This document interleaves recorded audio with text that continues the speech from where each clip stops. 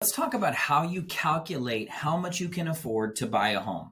The first thing is this video is for people who are searching to just kind of get a little bit of information prior to going out and starting the home search. Obviously, if you speak with a lender or a realtor, you're much more likely to get to this information faster. But this is just if you're kind of processing your thoughts and figuring out what's realistic before you kind of start the process. So step number one is finding out how much you can afford. Now, this is really simple. You look at what your current income is. If your current income is about, let's use a really simple example, about $10,000 a month, okay? So you get two paychecks, let's say every 2 weeks, $5,000. Your current usable income is about $10,000 a month. We're not including your spouse's. We're just looking at yours right now. So you have $10,000 a month. Second thing you want to do is you want to understand your debt to income ratio. Lenders call this your DTI.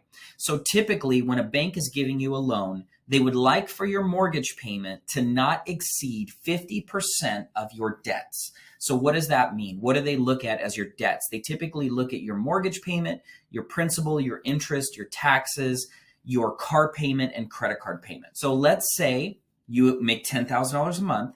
That means your debt to income, you want to keep it no more than 50%. So you have about $5,000 to work with, but you also have a $500 car payment plus a $150 credit card payment. So now your mortgage payment, interest, taxes, and all of that, you don't want to exceed $4,350 per month. Really, really simple. So let's just kind of take a look at, if I know I want my mortgage payment to not exceed $4,350 a month, now I can kind of manipulate the numbers and make them work out to my budget. Now, what I use is mortgagecalculator.org. It's really simple. This is not going to be an exact science. This is just to really open your mind to what's possible. So let's say I'm putting about 10% down. I'm going to put a sales price of around $500,000. So $500,000, 10% down is going to be around I'm going to put 10%. It's going to be around 50,000. So let's say I'm going to put down around 10%, which is about 50,000. That's going to give us a loan amount of about 450,000. Now I'm going to take a look at my interest rate. Rates right now, you can probably get something a little bit better than what they have quoted. So let's say about 7.25. The loan term is going to be about 30 years. That's pretty standard. Don't worry about the start date. Property taxes in Orange County, California, I estimate about 1% a year. It's maybe a little bit more. And then PMI, you're going to have private mortgage insurance if you put less than 20% down. I just leave that in there. I don't worry about changing that too much. And then an HOA for a $500,000 home is probably going to be in Orange County somewhere around $425 a month. I know that's pretty high, but that's kind of what we're rolling with here. Conventional loan type, you can also change it to FHA or VA, but let's assume you're conventional and you are buying it. You're not refinancing it. Now I'm going to calculate it.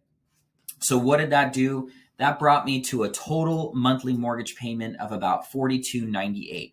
So I know I have a budget of about $4,350 on average. Probably you can work with your lender to get a little bit more for that mortgage payment, but this tells me I can probably afford somewhere between $500,000 and $550,000 if I want to stay 50% of my debt to income ratio and I have a car payment and a credit card payment. So I hope this is helpful for you. One thing that I like to do, or before I bought my first home, is I kind of printed up a mortgage payment scenario and I put it on my wall. Just helped me to kind of visualize it, set a goal for myself daily, and also helps you to have some good conversations with your lender and your realtor, because you can tell them, hey, I want to start searching for a home. This is kind of what I want to keep my mortgage payment at. Just because you can get approved for that much doesn't mean that you want to be approved for that much. Maybe you want to go a little bit less and be a little bit more frugal. That's okay. So I hope this information was helpful for you. If you have found some other ways to calculate your affordability or maybe have some other tips and tricks, feel free to comment below. And thanks so much for watching.